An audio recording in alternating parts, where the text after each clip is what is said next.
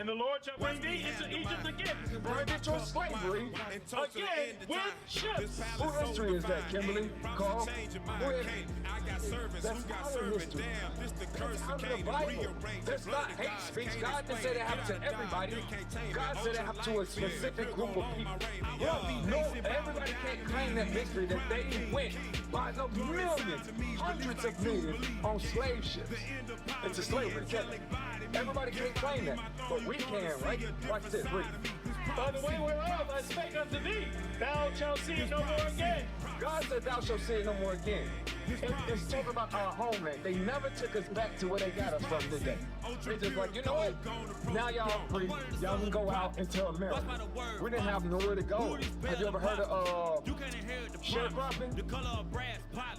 You want to know why sharecropping works? Because if you release the people out of captivity, all they know was your plantation for 400 years. They say, hey, you can go now. You good. You free. What they gonna do? Like, where do I go? What can I do? Well, Mr. Master, can I stay and work on your farm? Because that's all they know for 400 years. Right? That's why sharecropping worked. They never took us back to our homeland. They never took us back to where they got us from. Now, let me get that. Because us today, we think that we're good. Never to rise up again. We're all okay, right? But watch this read. This is the book of Sirach, chapter 12, verse 10. Never trust thine enemy. The Bible say never to trust your enemy, right? Never to trust your enemy. We're going to have to find out, according to the Bible, who our enemy is. It said never trust your enemy. Not even today will you trust somebody that you consider your enemy. But today, we don't consider who the Bible calls us our enemy. Watch this, read. For like as iron rusteth, so is his wickedness. So as like iron rusteth, so is our enemy's wickedness. I'm going to show you how wicked our enemy truly is. He's truly wicked. Watch this. Let's see who that enemy is. Let's get Deuteronomy chapter 28, and let's jump to, let's start at verse 68. Let's start at verse 68. Let's go straight to it, right? Because we got to find out who our enemy is today according to the Bible. Read. This is the book of Deuteronomy, chapter 28 and verse 68. And the Lord shall bring thee into Egypt again with ships. So the Lord said he will bring his people again into Egypt with ships. Let's find out what Egypt is according to the Bible, and let's see who this is talking about. Let's see what people did God send into Egypt with ships. Read. This is the book of Judges, chapter 6 and verse 8. That the Lord sent a prophet unto the children of Israel. So the Lord sent a prophet unto the children of Israel, right? It's us, these men in purple, right? Read. Which said unto them, Thus saith the Lord God of Israel, I brought you up from Egypt and brought you forth out of the house of bondage. So God just called Egypt the house of bondage. Right. The house of bondage. So if we go back to Deuteronomy 28, we're going to find out who God is talking about from history, through history. Read. Book of Deuteronomy, chapter 28, verse 68. And the Lord shall bring thee into Egypt again with ships. So Egypt means bondage, right? Hey, sister, you got a minute? Egypt means bondage, right? So God said he would send the Israelites back into bondage with ships. That's nobody but the so-called blacks, Hispanics, and Native Americans' history. That's the only history that fits those people, right? That is our history. Blacks, Hispanics, and Native Americans. God didn't say that happened to the whole world.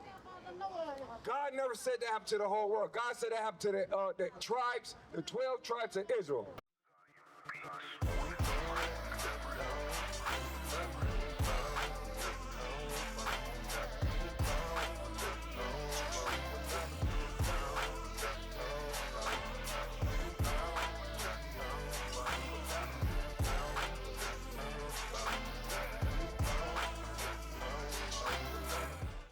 Read. By the way whereof I spake unto thee. Just the way Moses said what happened, it happened. It's our history. Nobody could deny that this history happened to the so-called blacks, right? They went into slavery, transatlantic slave trade, by the way of slave ships. Right? Read. Thou shalt see it no more again. God said we'll see it no more again. God said we'll never see our homeland again. They never took us back to where they got us from. That's not hate speech. That's history. That's exactly what that is. Hey, my family, y'all got a second real quick? If not, can you get a flyer, bro? Get a flyer, man. Get a flyer. Hey, you got a cell phone? Come and take these pictures for me, because it go right with the it goes right with the pamphlet, right? But as you taking those pictures, listen to what God said. Let's read that from the top. This is the book of Deuteronomy, chapter 28, verse 68. And the Lord shall bring thee into Egypt again with ships. What's your name, bro? Kyle? What's your name, sis? Kimberly? Kyle and Kimberly. God said he would send a certain group of people into Egypt again with ships, right? Egypt means bondage out of the Bible. When you go to Exodus chapter 20 and verse 2, Egypt means bondage. Another word for bondage is slavery, right? If you're bound, you're a slave, right? The children of Israel were slaves in Egypt, right? It called Egypt the house of bondage. Right. So let's see what that verse is truly saying to us, right? Read it. Book of Deuteronomy, chapter 28, verse 68. And the Lord shall bring thee into Egypt again. Bondage or slavery. Again with ships. Whose history is that, Kimberly? Carl? That's our history. That's out of the Bible. That's not hate speech. God didn't say that happened to everybody. God said that happened to a specific group of people.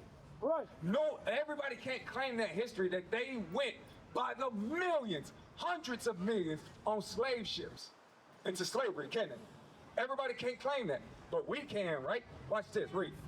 By the way whereof I spake unto thee, thou shalt see it no more again. God said thou shalt see it no more again. It's talking about our homeland. They never took us back to where they got us from, did they?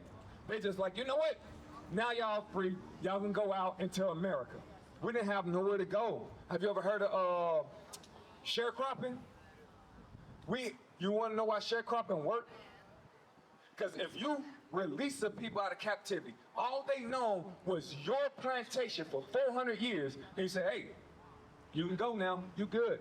You free. What they gonna do? Like, where do I go? What can I do? Well, Mr. Master, can I stay and work on your farm? Because that's all they known for 400 years, right? That's why sharecropping worked. They never took us back to our homeland. They never took us back to where they got us from. We're still in the land of our captivity, are we not? We're still in the land where we pick cotton, pick sugar cane, got raped. The master came into the slave quarters at night, raped our women, and guess what? They raped our men too. Never to rise up again.